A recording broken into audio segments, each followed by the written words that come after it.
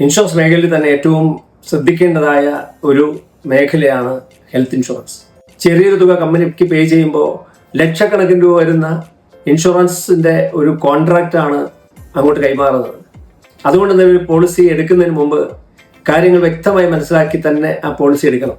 കഴിഞ്ഞ നീണ്ട കാലത്തെ എൻ്റെ ഇൻഷുറൻസ് ജീവിതത്തിൽ നിന്ന് ഞാൻ സ്വയം അനുഭവിച്ചറിഞ്ഞ കുറേ കാര്യങ്ങൾ അത് നിങ്ങൾക്കായി പങ്കുവയ്ക്കുക. ഒരു ഹെൽത്ത് ഇൻഷുറൻസ് പാക്കേജ് നിങ്ങൾ എടുക്കുന്നതിന് മുമ്പായി ആ പാക്കേജിൽ ഉൾപ്പെടുത്തിയിട്ടുള്ളതും ആ പാക്കേജിൽ നിന്ന് ഒഴിവാക്കിയിട്ടുള്ളതുമായിട്ടുള്ള എല്ലാ വിവരങ്ങളും കൃത്യമായി മനസ്സിലാക്കിയതിന് ശേഷം മാത്രമേ ഒരു പാക്കേജ് എടുക്കാൻ പാടുള്ളൂ. നിങ്ങളെ സമീപിക്കുന്ന ഒരു അഡ്വൈസർ ആരായാലും അദ്ദേഹം ഈ ജോലി ഗൗരവമായി ചെയ്യുന്ന ആളാണെന്ന് നിങ്ങൾ മനസ്സിലാക്കിയിട്ട് വേണം ഒരു ഇൻഷുറൻസ് പോളിസി എടുക്കേണ്ടത്.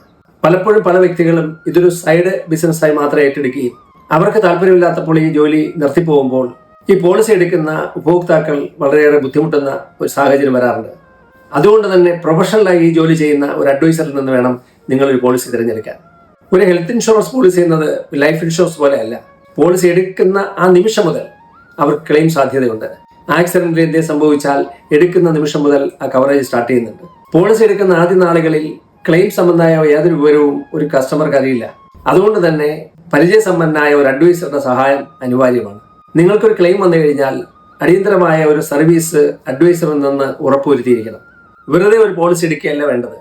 പകരം നിങ്ങൾ നിലവിൽ ട്രീറ്റ്മെന്റ് ചെയ്യുന്ന അല്ലെങ്കിൽ ട്രീറ്റ്മെന്റ് ചെയ്യാൻ ആഗ്രഹിക്കുന്ന ഹോസ്പിറ്റലിന്റെ സ്റ്റാൻഡേർഡിനനുസരിച്ചുള്ള റൂം റെന്റ്, മറ്റ് ട്രീറ്റ്മെന്റ് എക്സ്പെൻസുകൾ ഇതെല്ലാം കവർ ചെയ്യുന്ന തരത്തിലുള്ള സ്റ്റാൻഡേർഡായ ഒരു പ്ലാനാണ് എടുത്തിരിക്കുന്നതെന്ന് ഉറപ്പുവരുത്തിയിരിക്കണം. EMI വ്യവസ്ഥയിലാണ് നിങ്ങൾ ഈ പോളിസി എടുക്കുന്നതെങ്കിൽ പോളിസി കാലാവധി തീരുന്നത് വരെ മുടങ്ങാതെ കൃത്യമായും അടച്ചു പോകാൻ കഴിയുന്ന തരത്തിൽ നമുക്ക് കഴിയുന്ന താങ്ങാനാവുന്ന തരത്തിലുള്ള EMI മാത്രമേ സെലക്ട് ചെയ്യാൻ പാടുള്ളൂ. കുറച്ച് മാസങ്ങൾ അടച്ചതിന് ശേഷം നിങ്ങളുടെ EMI മുടങ്ങിപ്പോയി കഴിഞ്ഞാൽ നിങ്ങൾക്ക് വലിയ നഷ്ടങ്ങളാണ് സംഭവിക്കുന്നത്.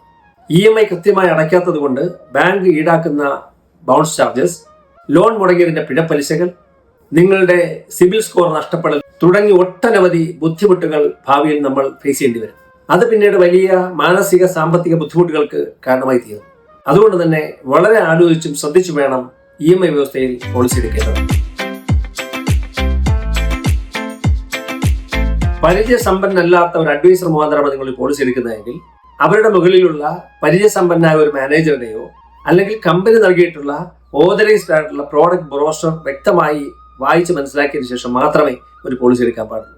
പോളിസി എടുക്കുന്നതിന് മുമ്പ് അഡ്വൈസർ ചോദിക്കുന്ന ചോദ്യങ്ങൾക്ക് നിങ്ങൾ കൊടുക്കുന്ന അതേ മറുപടികൾ പോളിസി എടുത്തതിന് ശേഷം കമ്പനിയുടെ പ്രതിനിധികൾ വിളിക്കുന്ന കോളിനും അതുപോലെ തന്നെ നിങ്ങൾ നൽകേണ്ടതാണ്.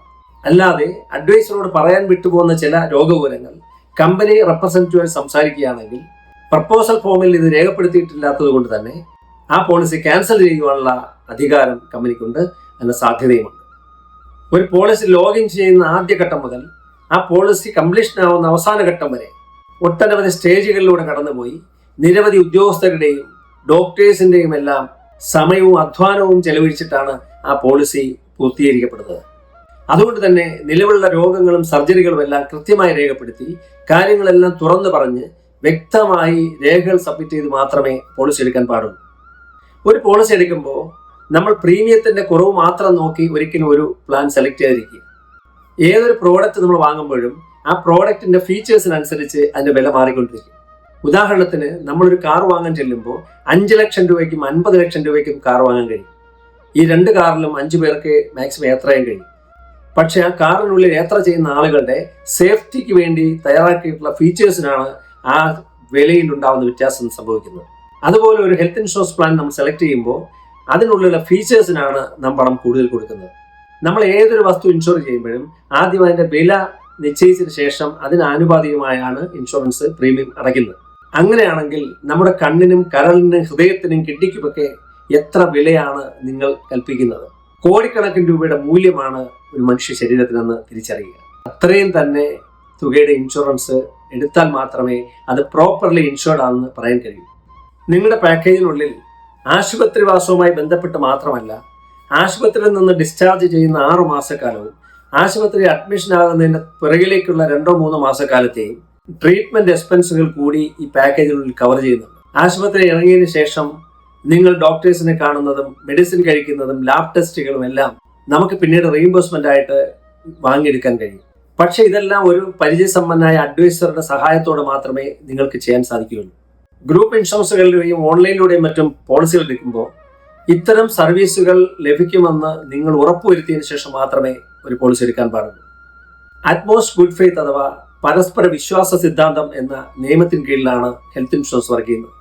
അതായത് പോളിസി എടുക്കുന്ന സമയത്ത് പോളിസിയിൽ ഉൾപ്പെടുത്തുന്ന എല്ലാ വ്യക്തികളുടെയും രോഗവിവരങ്ങളും സർജറി സംബന്ധമായ കാര്യങ്ങളും വ്യക്തമായും കൃത്യമായും നമ്മൾ അതിനകത്ത് രേഖപ്പെടുത്തിയിരിക്കും. ഇല്ലാത്ത പക്ഷം മറ്റെന്ത് കാര്യമായിട്ടാണ് നിങ്ങൾ ഹോസ്പിറ്റലിൽ പോയാലും അത് നിരസിക്കുവാനുള്ള നിയമപരമായ സാധ്യത കമ്പനിക്കുണ്ട്. ഉദാഹരണത്തിന് നിങ്ങൾ ചെക്ക് എഴുതുന്ന സമയത്ത് അതിനകത്ത് റീറൈറ്റ് ചെയ്ത് കഴിഞ്ഞാൽ ആ ചെക്ക് ഡിസോണർ ആണ്. എത്ര വിലപിടിപ്പുള്ള ഒരു മുദ്രപത്രത്തിലാണെങ്കിലും കറക്ഷൻ വന്നിട്ടുണ്ടെങ്കിൽ ആ പത്രം അസാധുവാണ്.